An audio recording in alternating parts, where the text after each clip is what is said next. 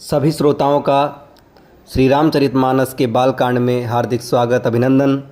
आज बालकांड के दोहा नंबर 29 में आप सभी का हार्दिक स्वागत है। बढ़ते हैं दोहे की तरफ।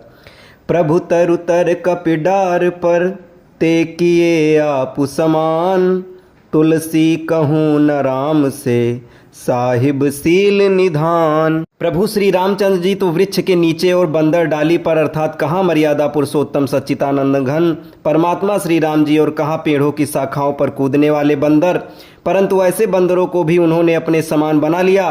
तुलसीदास जी कहते हैं कि श्री रामचंद्र जी सरीखे सील निधान स्वामी कहीं भी नहीं हैं।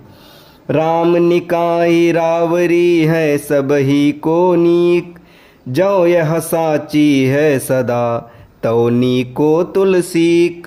हे श्री राम जी, आपकी अच्छाई से सभी का भला है, अर्थात आपका कल्याणमय स्वभाव सभी का कल्याण करने वाला है।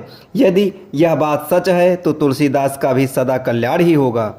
यही विधि निज गुण दोष कही, सब ही बहुर सिरुनाई, बरनहु रघुबर बिसद जसु, सुनि कलि कलुष नसाई।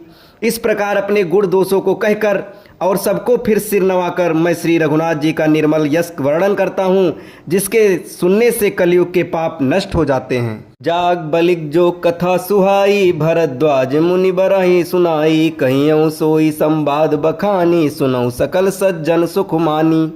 मुनि याज्ञवल्क्य जी ने जो सुहावनी कथा मुनिश्रेष्ठ भरद्वाज जी को सुनाई थी, उसी संवाद को मैं बखान कर कहूँगा। सब सज्जन सुख का अनुभव करते हुए उसे सुने।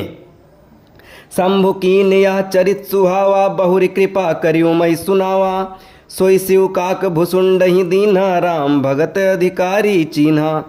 शिव जी ने पहले इस सुहावने चरित्र को रचा, फिर कृपा करके पार्वती जी को सुनाया। वही चरित्र शिव जी ने काक भुसुंडी को राम भक्त और अधिकारी पहचान कर दिया। तेहि सन जाग बलिक पुनि पावा, तिन्ह पुनि भरद्वाज प्रति गावा, ते श्रोता बक्ता समशीला, संवदर्शी जानई हरि लीला। उन काकभुसुंड जी से फिर याज्ञवल्क्य जी ने पाया और उन्होंने फिर उसे भरद्वाज जी को गाकर सुनाया। वे दोनों वक्ता और श्रोता याज्ञवल्क्य और भरद्वाज समान शील वाले और समदर्शी हैं और श्रीहरि की लीला को जानते हैं। जानहि तीन काल निज ज्ञाना, कर तलगत आमलक समाना, और जे हरि भगत सुजाना, कहाँ सुनई समुझई विधि नाना। वे अपने ज्ञान से तीनों कालों की बातों को हथेली पर रखे हुए आंवले के समान प्रत्यक्ष जानते हैं, और भी जो सुजान भगवान की लीलाओं का रहस्य जानने वाले हरिभक्त हैं, वे इस चरित्र को नाना प्रकार से कहते, सुनते और समझते हैं। इसके आगे की चौपाई